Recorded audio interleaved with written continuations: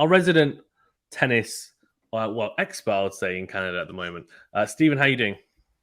Doing well, Faizan. Thanks for having me on again. And you're right, we are the Canadian voice for Canadian tennis, which is, it's in a weird place now. Right now, I've called it a market correction, as we might be seeing in the real world as well with the Canadian tennis. We've been blasting out of our socks for the last couple of years with our top players doing really well. Now, we've seen some lulls that they've all been in as of late. So we're in an interesting spot, but the US Open is exciting. It's right around the corner. Yeah, for sure. And I'm sure that the Canadian players as well, given that the US is like a neighboring or like rivalry country, I guess, will be wanting to prove themselves there for sure. And there are players that have had really good results. Felix making the semifinals last year, and obviously Andreescu winning it not too long ago. So I guess what's your take on the men's side? I guess we can touch on the Canadians first. I mean, Felix has been in some pretty good form. Shapovalov's form has been very adverse, to say the least. I mean, since you did the interview with him, in the grass got swinging, he was like, "Yeah, I'm pretty confident." And then basically just went, I don't know what's happened. It's been crazy. But he is seeded number 20, so he's still seeded. He's still obviously gets a good draw. Who knows? And also did look a bit better in Cincinnati, I have to say. And that's a better indication of like how the US Open is going to play. They use the same balls, etc. So what's your take on, I guess, those two, and in the draw, I guess, and how you think they're going to do at the US Open, and what are the expectations, I guess, as well for both of them? Yeah, it's tough to say where the expectations are. I think they're a lot higher. Like you said, based on the form of the last month or two, the expectations for Felix are a lot higher. I think, will Felix be the 8th seed? I'm not sure. He's seventh. Djokovic, he's going to be the 7th. Is that if Djokovic pulls out? No, that's if Djokovic is playing. So if he pulls out, he'll go up to number 6. Wow. So so that's a big advantage. I think we're seeing, the advantage that especially top 4, but definitely the top 8 seeds have, is that they won't have to play, another top 8 seed until the quarterfinals, which is good. So, to me, the expectation for Felix from himself and from everyone would be quarterfinals would be a good result. Anything less would be a poor result, which is kind of, at some point you just got to accept that that's the case. I remember talking to Daniil Medvedev last year in press, and I asked him, now that you're the number 2 player in the world, like, what is your goal at every tournament? Is it just to win every tournament? He's like, yeah, like if you don't make the finals as the number 2 seed, you're like underperforming. And I was like, yeah, that's fair enough. It's like, so when you get to the top, and when you want to be one of those guys who's, at the top of the game, it's just the pressure and the expectation are there. And so I've definitely seen that affect the Shapovalov and Felix. I think before, they've gone in waves where sometimes they're not expected to do much. Like Shapovalov just make the semifinals of Wimbledon last year. Felix made the semifinals of the US Open. But oftentimes in Montreal or Toronto, our home tournaments, they got that expectation, and they haven't done as well there really in the last 5 years. Like Felix looked like he was going to win the tournament in Montreal, and then just like malfunctioned against Casper Ruud. And Casper played a nice match, but there's no way he's winning like 6-1, 6-2 or whatever it was normally. So yeah, their expectations going in, I think for Felix, it would be like quarterfinals or even like semifinals to follow with what he did. If Djokovic isn't there, you got to also think these guys can feel like they can really beat anyone. Like, is there anyone out there that Felix definitely can't beat in a major, or it would be like a massive upset if Djokovic isn't there? I don't think so, right? Like, Medvedev can lose. Zverev's not playing. And then it's just like, who's the dominant players after that? Nadal. If Felix beat Nadal on a hard court in over 5 sets, would that really be a massive shock? Like, he almost beat him at Roland Garros. Yeah. So I think it's very wide open. The ATP is in a super interesting place, like the WTA has been. Now the ATP, I think, is totally wide open, and it has been that way for the last, I don't know, like 4, 5, 6 majors, you would think. But the big 3, or the big 2 now, Djokovic and Nadal, just somehow seem to like get through these young guys who just can't seem to put it together. But so I think Felix has some big expectations, and I think Shapovalov is just still trying to like figure out his game. Like you said, he had Dimitrov, good win in Cincinnati. Then he beat Tommy Paul, which was a really good win, even though Tommy Paul kind of let it slip a bit. So yeah, he's finally got some form back. But as you mentioned, yeah, like after our, he just had to.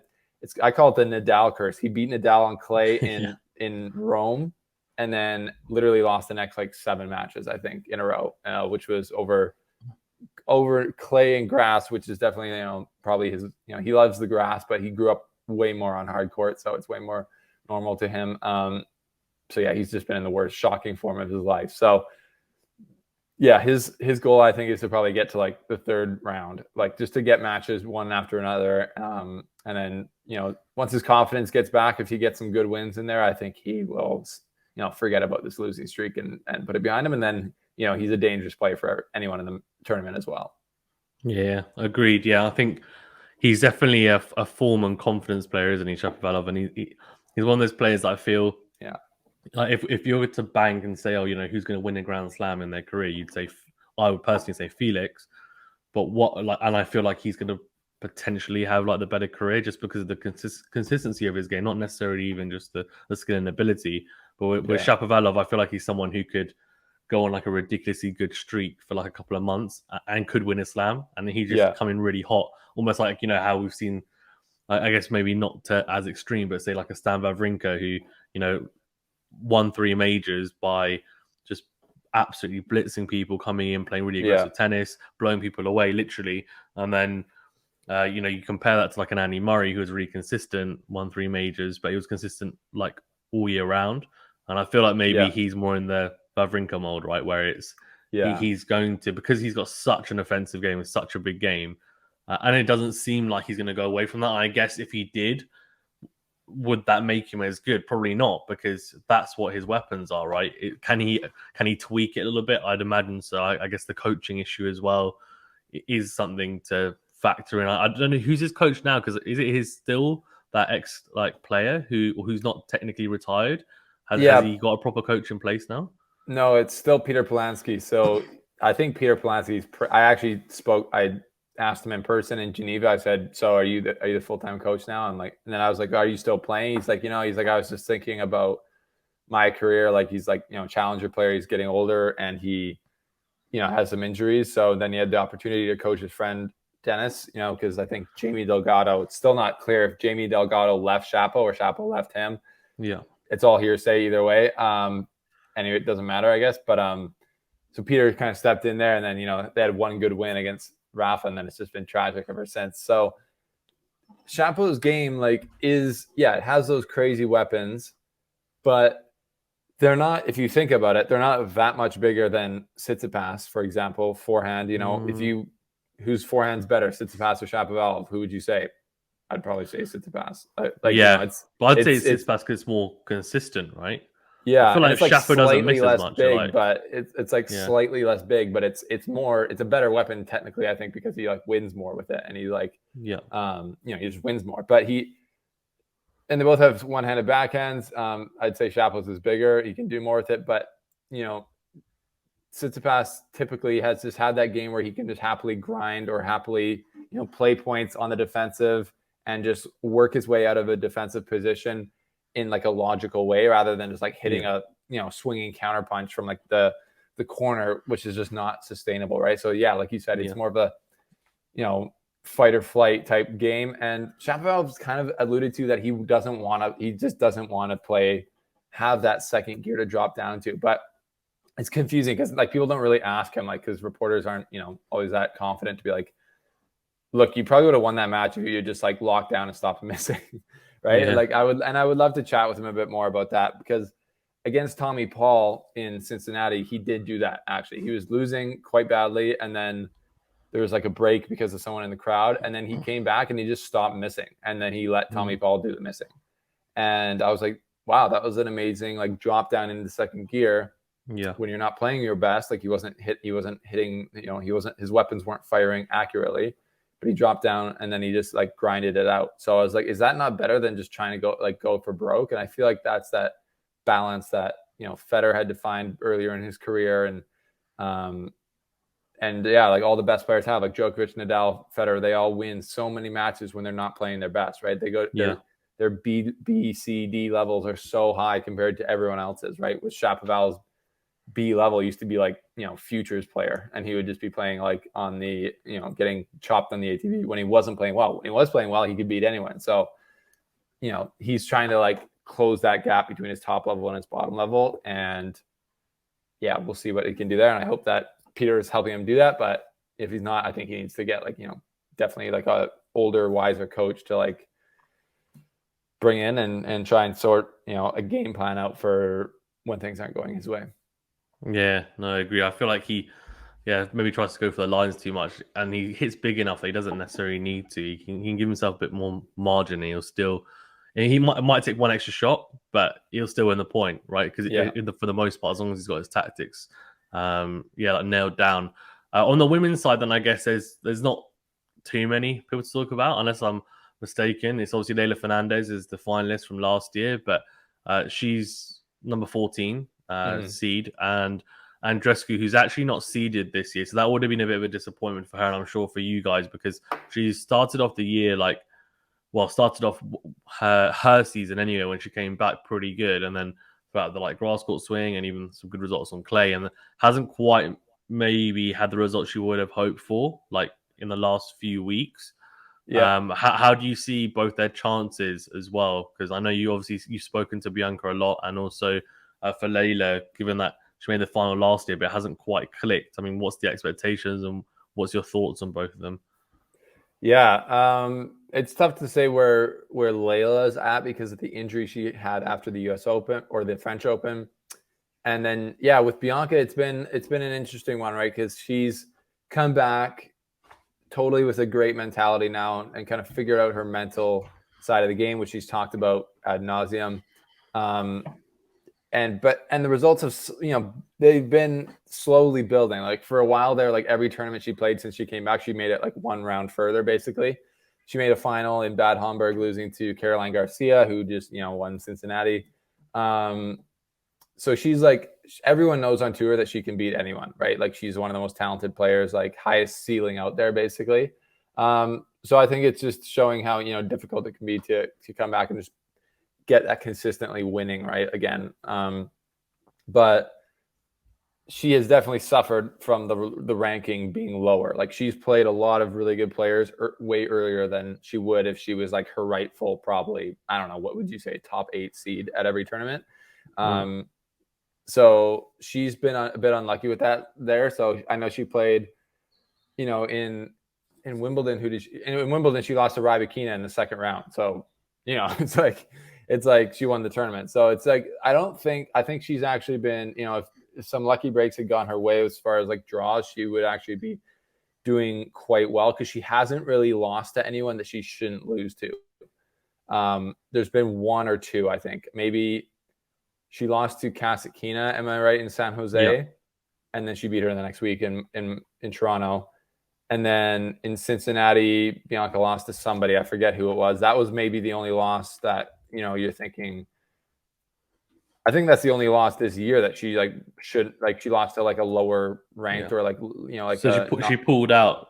She pulled out of Cincinnati. Oh yeah, she pulled out. Because I think she said like schedule something. That was a weird asking about that in a second. But she beat Kasatkina, Cornet, and then lost to Kim Wen-zheng, who's like playing some good tennis in 3 sets. So correct. But what was your read on that? Like it was really bizarre. She was just like, the schedule's not fitting or something. Was it just like an excuse to say like I just want to take the week off? Or I'm not sure what that was at all. I would have to ask her, and I don't know. So a thought right now is she didn't play Cincinnati last year, I'm sure.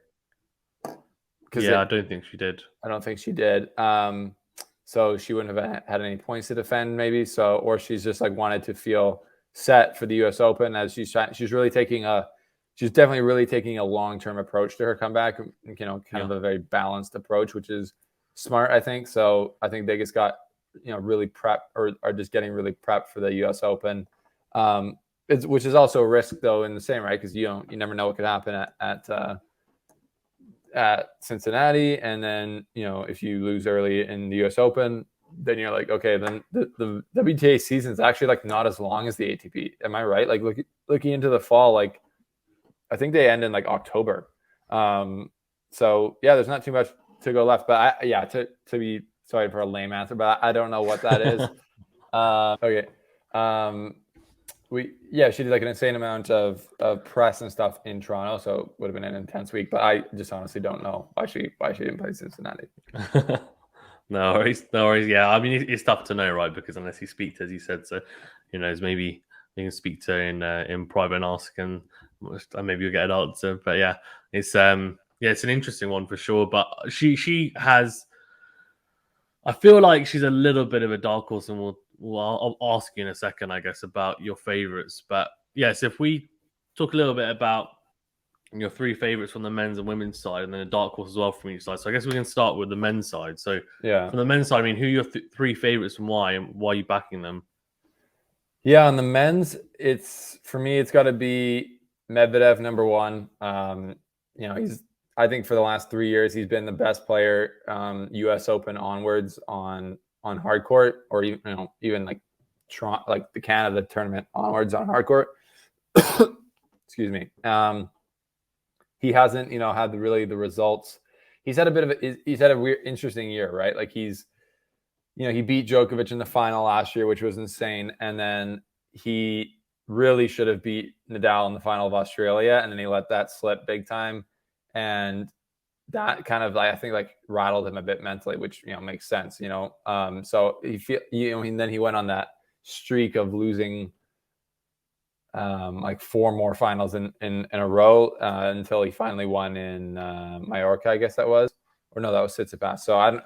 He won in Los Cabos, and then he lost to Kyrgios, and then he lost to Tsitsipas again, actually, in Cincinnati. So yeah, he's had an interesting year, but I think in reality, if you're looking at who's going to be the best player on the U.S. Open hard court with Djokovic out, like I would still pick Djokovic if he was playing, but I don't think he is. So I would say Medvedev, I'm going to roll with as the number 1 seed favorite, and then Nadal, Nadal, Alcaraz, Tsitsipas to me are like the 3 next guys, right? And like it is kind of crazy to maybe I would put actually Tsitsipas ahead of Alcaraz right now, just because Alcaraz hasn't been playing, his like he was earlier in the year, and I think his stock at the majors was already way overblown, like especially at the French Open. Didn't surprise me at all when he lost to Zverev. So I think Tsitsipas got a really good game right now, and I think he can do really well in the American hard courts. Made the final in Cincinnati. So yeah, those 3 guys are kind of like the next crop, and then it's like, like the next group is like Felix, I think, is like right there. Hurkacz is there, Fritz, Sinner, Teo Berrettini potentially, Carreño Busta, one in Canada. So, but those are guys, if any of them won the tournament, you'd be like absolutely mind blown, right? So Daniil Medvedev winning would not shock anyone, and then Nadal winning would be like crazy again because of how old he is and how much injury he's had. And if he can just find a way to win another major, that's just mind blowing. And then if Alcaraz or Tsitsipas want to be their first major, which is obviously, as we've seen, an insanely hard hump to get over for these young guys. So I'd say Medvedev's my favorite, and then Nadal, Tsitsipas, and Alcaraz are the next crop. And who'd be a dark horse? Someone who not necessarily you think might potentially be able to win it, but even someone who you might just think will perform better than people expect as well. Yeah, I think you got to put Nick Kyrgios in there. Like he's obviously, he cooled down a little bit with a loss to, I guess, Fritz in Cincinnati, but he was playing amazing, and he has played amazing. Coric, I don't know if he's a dark horse anymore when he just won Cincinnati, but Kyrgios, Coric, Coric went up 123 ranking spots last week. Just absolutely bonkers. Those 2 guys are top of the list for me that nobody wants to play for sure. And those, I'd say are my 2 biggest dark horses. Maybe even Shapovalov if he gets on a bit of a run. So we'll see. But yeah, do those guys make sense to you? Yeah. I actually think I don't think Kyrgios is a dark horse anymore, because I think you'll probably know more in terms of the betting odds when you look, but because I don't, but I think he's going to be in the top 5 favorites for it, just because of his form, and as you said, like cooled off a little bit against Fritz, but I think a lot of that was down to fatigue and just Like he played a lot of tournaments back to back. A lot of people didn't even think he was going to play Cincinnati after losing to her catch in Montreal. I think the back end of that, like he was saying, he was like, I can't move because like his back is stiffened up, and he's just not used to playing this much tennis. So I think yes, he's obviously a bit more conditioned because he's clearly been taking it seriously and he's been training hard, as he's been saying. But that also comes with the fact that he needs to rest, and I feel like maybe he didn't have that opportunity. But I guess going out early in Cincinnati will be a positive thing probably for him come the US Open because he's had a bit more time to rest, etc. as well. So I actually think it depends on the draw. He's going to be seeded as well, so that's a massive plus for him because he hasn't been seeded, of course, like at Wimbledon, etc. But it'll be interesting to see how he does kind of handle a more kind of favorite tag, I think. So I think it's more going to be the mental game with him rather than his actual kind of skill wise. Because I feel like if he's really hot, there's not many players that can beat him. I think Nadal's one of them, but we saw that he can beat Medvedev, and I think like with Medvedev as well. I think obviously equally, I feel like he can beat Kyrgios as well. I think that's like a 50-50. Yeah, I think. Well, I think next time they play, like if they played at the U.S. Open over 5 sets, I think Danil gets he's quite a bit of a favorite in that matchup. To be honest, I think quite a bit. Yeah, like it's just like 5 sets. It's just different. Like okay, like when they played in Toronto, what was the scoreline? Wasn't it like 3 tie breaks basically? So I think it was 2 tie breaks, and I think he won the third set. I think it was 6-4 or something. It was a tight one. It wasn't a blitz by any stretch. Or no, it was a tie break, and then actually kind of Kyrgios ran away with it in the third set, maybe. That one would be. I think that would be close. It would be. I think Medvedev would be the favorite. I would assume that he would change up his return position. Like I can't. I was kind of surprised that he didn't change it up at all during that match where Kyrgios was just literally serving and volleying every single point. Yeah. So I don't know. That would be interesting. But you're right. Not really dark horse maybe, but I was just looking at the odds from PointsBet Canada, and Kyrgios is like, he's the 5th highest odds for them at 8-1 to win the tournament. Which Stefanos Tsitsipas is at 15-1 to win the tournament. Okay. So to me, that's kind of crazy. Like I'd be, if I was a betting man, I'd put money on Tsitsipas right now just because, again, like he's, like it's. I don't know. Like to me, like almost having like twice the chance to win is a bit crazy. Over the guy who's like made. I guess they both made. Major finals. Yeah, that's the thing. I don't know. Like Kyrgios would be like, did he like? He didn't like. He literally got a bye into the final. I don't know. To me, there's like all of Wimbledon has an asterisk on it already, and then in my mind, like mentally. As Djokovic fans would say, so does the Australian Open this year, and so will the U.S. Open if Djokovic isn't there. It's kind of all or nothing. That's another point. This is a bit of a hot topic. Maybe you have to, if you put an asterisk on the Australian Open because Djokovic wasn't there, you also have to put one on Wimbledon, which people won't want to do because there's actually more people who are contenders at Wimbledon not allowed to play than at the Australian Open or at the U.S. Open. But if you think about the finals run for Kyrgios, like who did he beat to get there? Like it's actually like insane. Like he beat Tsitsipas. Tsitsipas is the only player that Tsitsipas is a good win. Was an upset, and then he was all of a sudden just in the final. Yeah. I guess I know what you're saying with that, but you can only play who's in front of you, I guess as well. So he beat Christian Garin, Nakashima, Krajinovic, as you said. Yeah, Kyrgios beat Tsitsipas, and then Paul Jabber, which is probably arguably his toughest match against Paul Jabber, 5-setter. But it's true. But anyways, I don't take and then honestly, he could have beaten Djokovic. I'm not saying he didn't deserve to be there, like because he was playing like an absolute menace. It wasn't far off, to be fair. Yeah, it's true. He just mentally collapsed, and if he didn't, like you never know what would have happened. So, super interesting to see what Kyrgios will do at the U.S. Open. It's going to be a freaking party, I'll tell you that, and it's going to be exciting, and his matches are going to be nuts. We'll just see, because how can he hold up over 5 sets after playing like 2.5 months of solid tennis, like full on, week in week out tennis. We'll see. Yeah, we will see. I guess be interesting. And on the women's side, who's your three favorites and dark horse as well? You still got to have Swiatek as a favorite, I guess. But like it is insane. I guess like I would put Halep pretty far up there based on her winning Toronto. Swiatek, Halep, Sabalenka.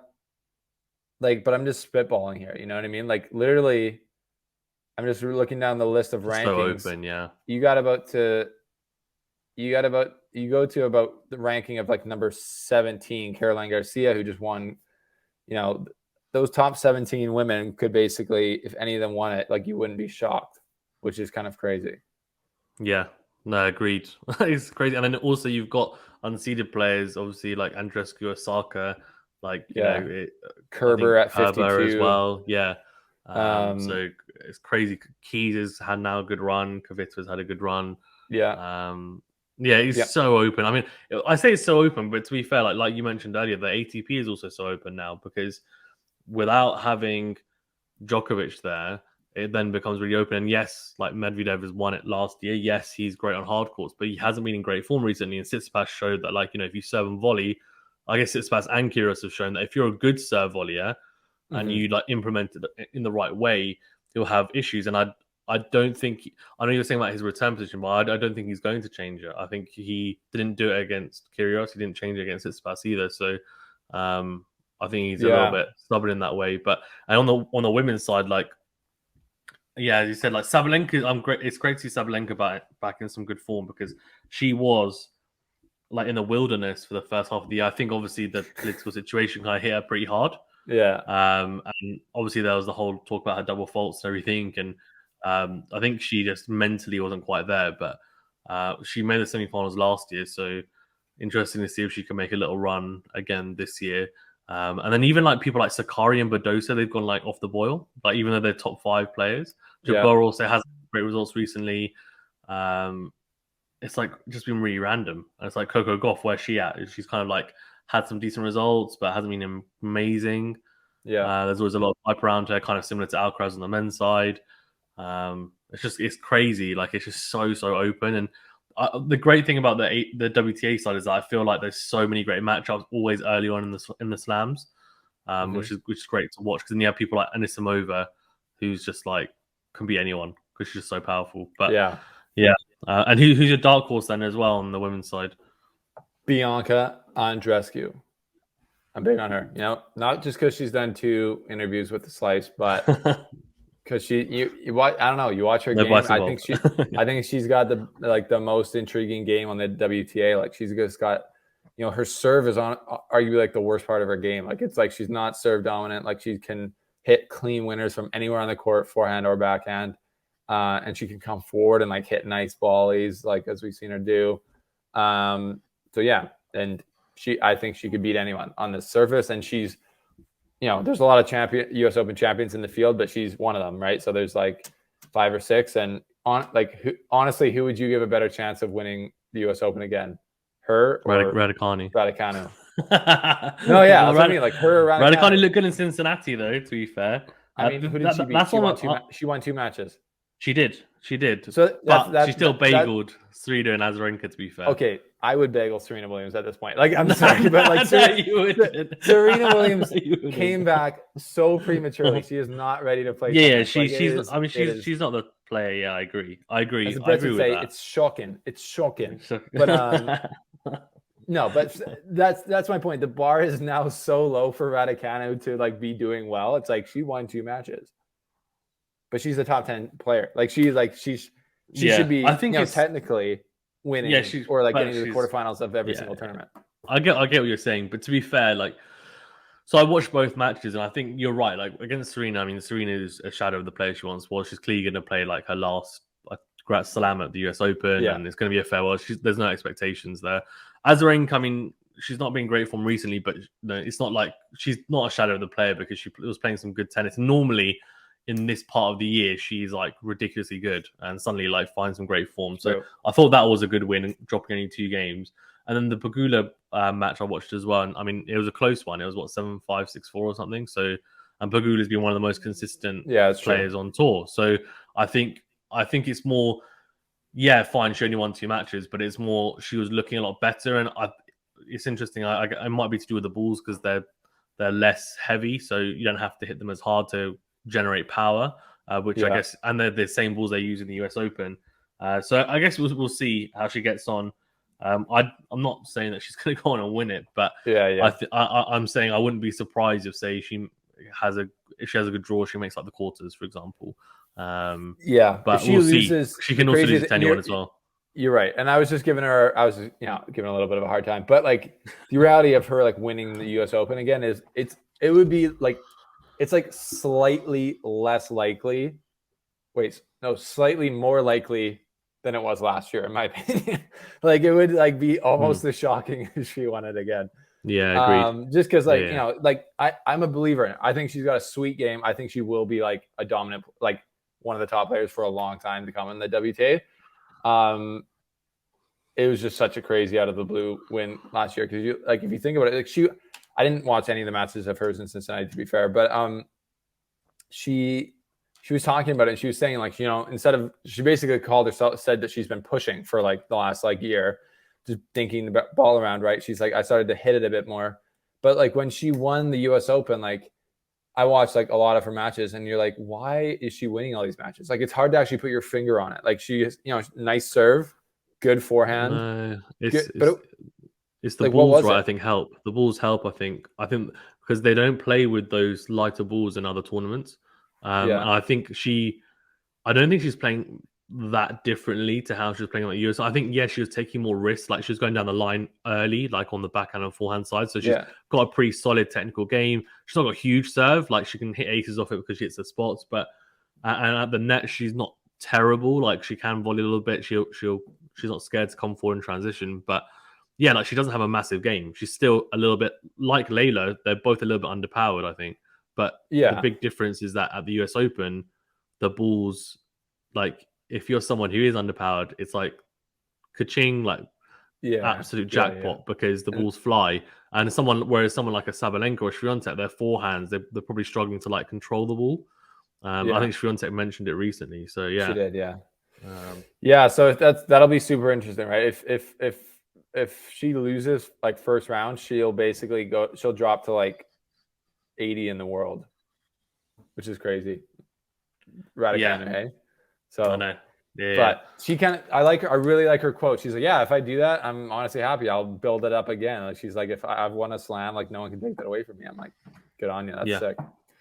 Yeah. So I don't know. Those are that's a pretty good breakdown, I think, of the women's. It's wide open and it's going to be crazy. So we'll see what happens. Yeah, for sure. Thanks even for being on as always. Appreciate it. Guys, remember to hit the like button and subscribe if you're new. Also, of course, check out Stephen on the Slice as well on YouTube. And I'm sure you're already subscribed to that. But if you're not, then do check him out as well. Thanks very much again, Stephen. Appreciate it. And good luck for your coverage of the US Open. I'm sure we'll catch up again soon. Thank you, sir. Yes, we'll talk again soon, Faizan and Quality Shot family. We'll see you guys later. Thanks for being here.